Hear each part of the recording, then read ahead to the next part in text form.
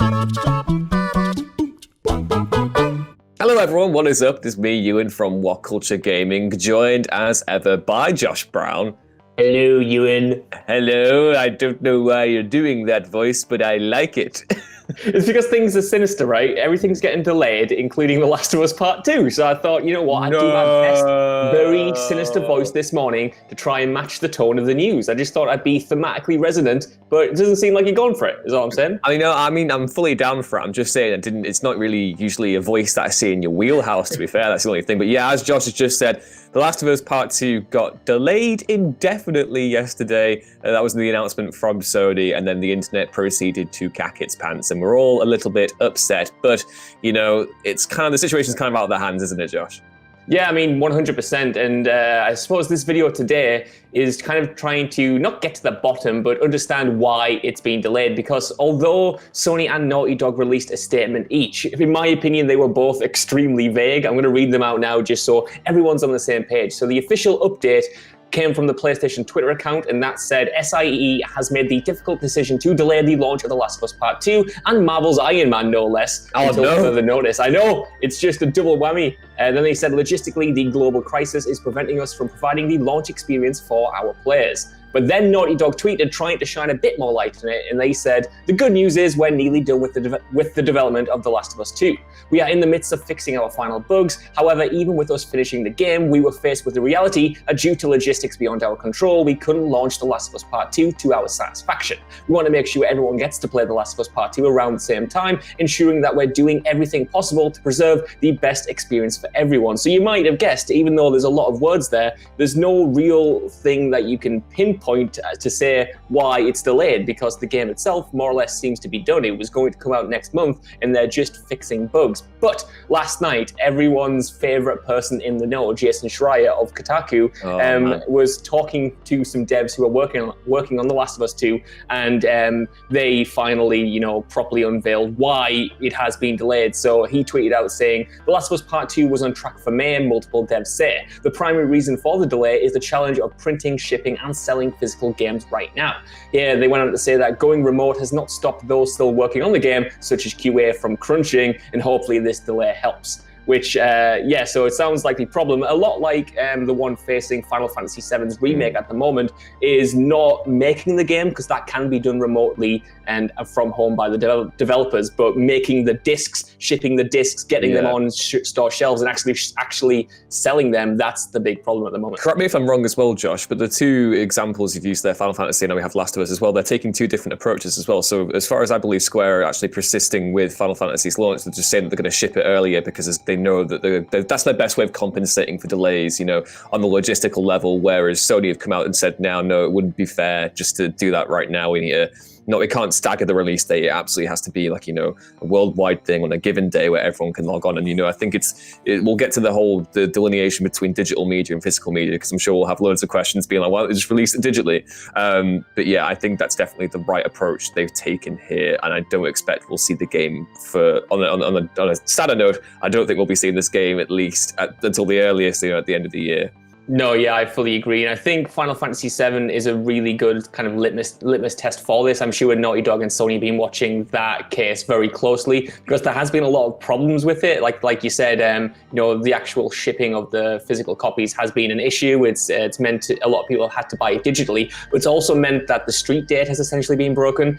Now stores have been selling Final Fantasy for more or less the past week now. So a lot of people have actually been playing it, which has led to this weird staggered release date, like you said, and that might pose a problem for The Last of Us 2. A lot of people in the comments, for this delay have been saying that if that happened to The Last of Us 2, imagine spoilers getting on the internet, weeks before people might actually get a chance to play it. And for a game this big that people have been looking forward to, that's so story driven, it does make sense that both Naughty Dog and Sony want everyone to experience it at the same time and make it fair in that way. So yeah, you do have to kind of appreciate that decision, in my opinion. You also mentioned, the question of, well, if it's done, why don't they just release it digitally? And Schreier actually had two follow-up points to this. He said that one, Sony is already throttling PSN download speed, so imagine what a catastrophe it would be if millions of people tried to download the game at once. And then they said two, I believe they ran the numbers and decided that they miss out on too many physical sales. Both very valid, very fair points, because PSN is not good. No. Everyone started downloading stuff.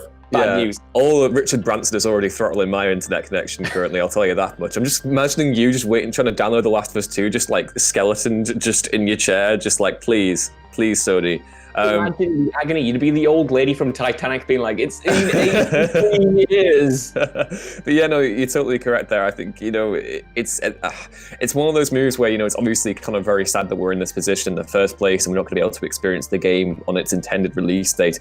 But I think everyone, can agree that this is the right move. It wouldn't be fair to have people playing The Last of Us Part 2 in itty bitty, bits, because it is a story-driven single-player game and the narratives are very important, that part of that, and get out of here with people saying, oh, spoilers don't really matter to stories. They do, especially with a story that's been building up for so long. So I think props to Sony and Naughty Dog for, well, obviously the situation is out of their hands anyway, but for not settling for what they could have done.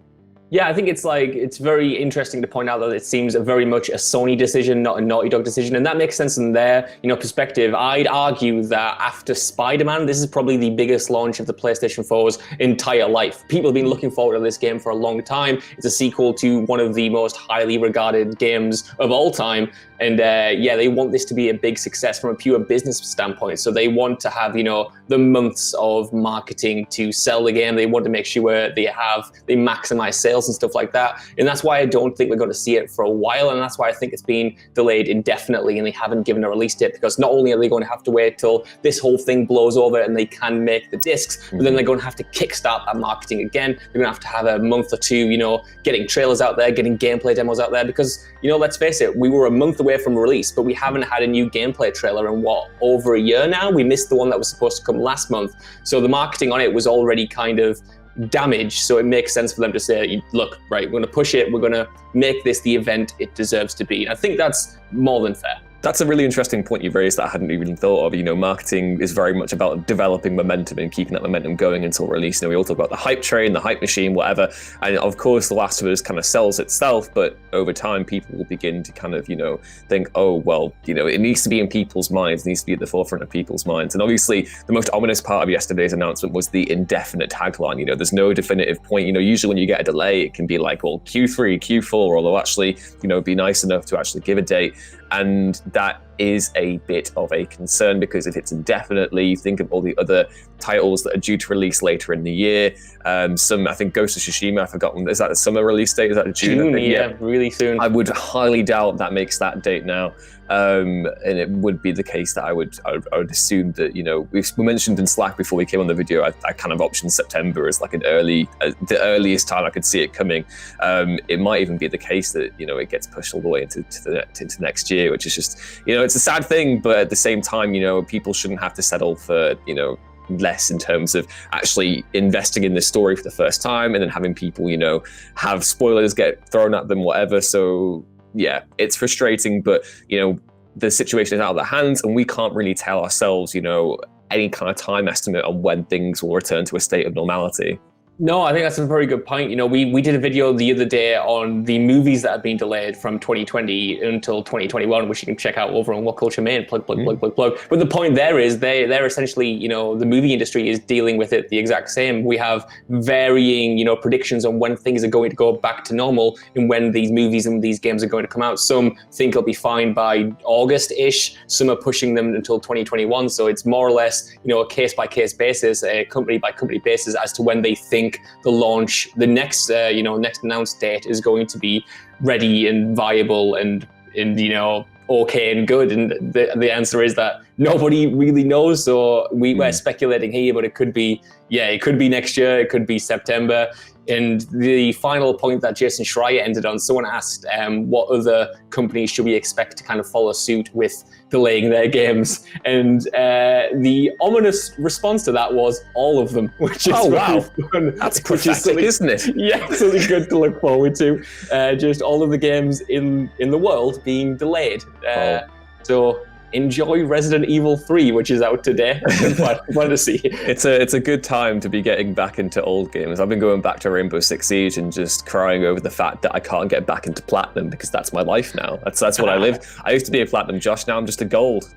Terrible. I don't even think I got to gold, Ewan. I was never that good, you know? Well, some people have the elite mentality, Josh. It's okay if you don't. But yeah, that was our news on The Last of Us Part 2's indefinite delay. Please let us know your thoughts down in the comments below. And also don't forget to head back on over to whatculture.com/gaming for more news, lists, and articles like this every day. Also, don't forget to like, share, and subscribe because that would be really handy too. And you can follow me on Twitter at @runesthings, and you can follow Josh Brown on Twitter if you want to at Josh Brown with 2 O's. And we'll see you next time. Bye. Bye. Bye. Bye. It's back. The voice is back. It's a different voice, but it's back.